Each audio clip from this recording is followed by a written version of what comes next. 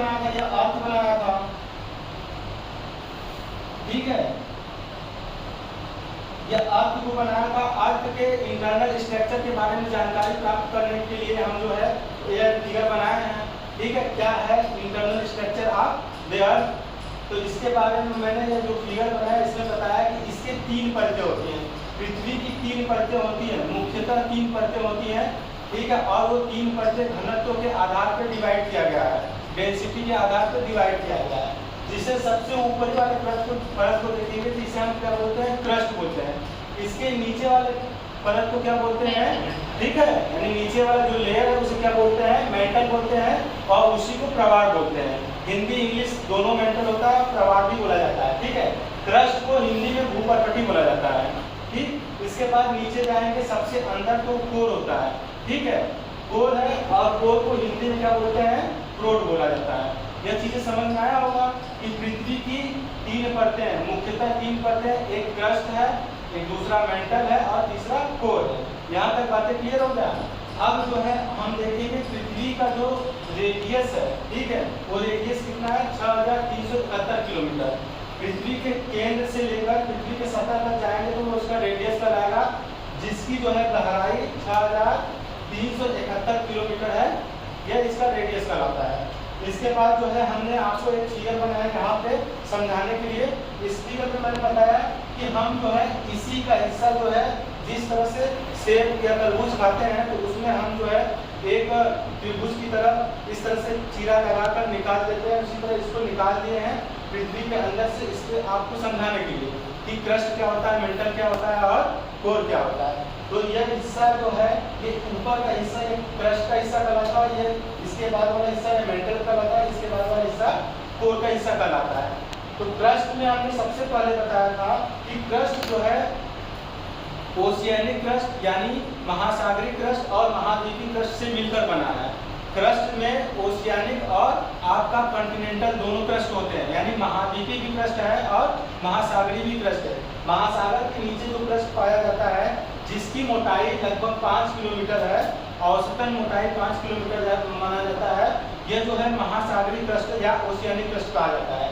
और ऐसे हम देखेंगे महाद्वीपीय क्रस्ट के बारे में तो इसकी औसत ऊंचाई लगभग 30 से 35 किलोमीटर मानी जाती है। इसे हम कॉन्टिनेंटल क्रस्ट भी कहते हैं।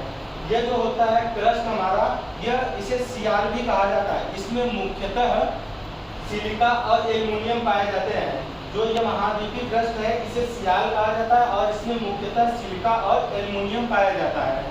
क्रस्ट जो होता है, यह महाद्वीपीय जो क्रस्ट होता है, महाद्वीपीय क्रस्ट जो है ग्रेनाइट चट्टानों से बना होता है, और महासागरीय क्रस्ट जो होता है बेसाल्ट की चट्टानों से बना हुआ माना जाता है। बेसाल्ट की चट्टानों का घनत्व ग्रेनाइट की चट्टानों के घनत्व से ज्यादा होता है, इसलिए बेसाल्ट की चट्टानें नीचे पाई जाती हैं और ग्रेनाइट की चट्टानें ऊपर पाई जाती हैं। इसके बाद हम मेंटल में आएंगे, ठीक है। मेंटल देखेंगे, क्रस्ट के नीचे मेंटल पाया जाता है, ठीक। मेंटल को हमने बताया प्रवार या मेंटल भी बोला जाता है, हिंदी में प्रवार और इंग्लिश में मेंटल, ठीक है, और हिंदी में मेंटल कह सकते हैं। ये जो है सीमा से बना था। सीमा का मतलब होता है इसमें सिलिका और मैग्नीशियम की मात्रा ज्यादा पाई जाती है, यानी सिलिका और मैग्नीशियम की अधिकता पाई जाती है, इसलिए इसे जो है मेंटल को क्या बोलते हैं हम लोग, सीमा की परत बोलते हैं, ठीक। इसमें देखेंगे कि इसके बाद जो है हम नीचे जाते हैं कोर, ठीक है। कोर के बारे में पढ़ते हैं। कोर जो है यह हमारा नीफे से बना है। कोर में नीफे पाया जाता है। नीफे का मतलब निकिल और फेरियम। फेरियम को हम आयरन से डिनोट करते हैं, यानी फेरस से डिनोट करते हैं। इसमें फेरियम, निकेल और फेरियम पाया जाता है, ठीक है। कोर में इसका घनत्व तो सबसे ज्यादा होता है, और इसके बारे में डिटेल में पढ़ने के लिए मैंने वो फिगर बनाया और उस पर आपको समझाया। अब मैं आगे इस फिगर पे जो समझाया हूँ वो बता रहा हूँ कि क्या चीज़ है। इसमें मैंने बताया कि जो ये क्रस्ट है, क्रस्ट का फिगर मैंने सिंपल बना दिया। इसमें महासागरीय क्रस्ट और महाद्वीपीय क्रस्ट दोनों को शामिल कर दिया है। जो लोग ऑनलाइन है वो भी देखते रहे, उन्हें समझ में आ रहा है। तो इसमें महासागरीय क्रस्ट और महाद्वीपीय क्रस्ट दोनों शामिल है, ठीक है। इसमें महासागरीय और महाद्वीपीय क्रस्ट दोनों शामिल है।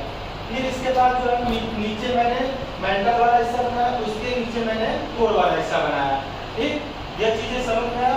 और हमने आपको बताया है कि ये जो घनत्व संबंधी जो है आधार पर जो है हम परतों को डिवाइड करते हैं, तो हम घनत्व के बारे में थोड़ा सा आपको बताएं कि घनत्व का फार्मूला होता है घनत्व बराबर द्रव्यमान बटे आयतन या density is equal to mass upon volume होता है। और अगर हम इस फॉर्मेट में देखें तो घनत्व डायरेक्टली जो है यानी प्रोपोर्शनल किसका होता है, द्रव्यमान के, ठीक है, इसका डायरेक्ट संबंध होता है। अगर घनत्व बढ़ेगा तो द्रव्यमान बढ़ता है, अगर घनत्व घटता है किसी वस्तु का तो द्रव्यमान भी घटता है, समझ में। इसके बाद हमने आपको बताया था कि घनत्व जो है यूनिवर्सली प्रोपोर्शनल आयतन पे होता है, यानी व्युत्क्रमानुपाती होता है। अगर घनत्व बढ़ेगा किसी वस्तु का तो उसका आयतन क्या होता है, कम होता है, और किसी वस्तु का घनत्व अगर अधिक होता है तो आयतन कम होता है, और घनत्व कम होगा तो आयतन बढ़ता है। ये सारी चीजें घनत्व के बारे में बता दें।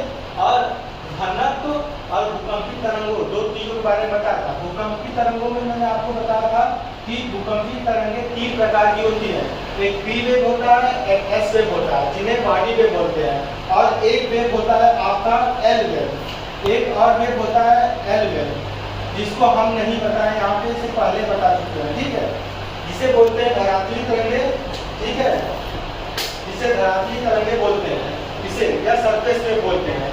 हम पृथ्वी के अंदर की चीजों के बारे में पढ़ रहे हैं, इसलिए पी वेव और एस वेव के बारे में पढ़ रहे हैं, केवल पी और एस वेव के बारे में, जिसे बॉडी वेव बोलते हैं, जो पृथ्वी के अंदर चलती है। इसी के आधार पर हम पृथ्वी की संरचना को, ठीक है, घनत्व और भूकंपी तरंगों के आधार पर डिवाइड करके देखेंगे, जिसमें हमने बताया था कि सबसे पहले 1909 ईस्वी में सबसे पहले मोहरोविकिक एक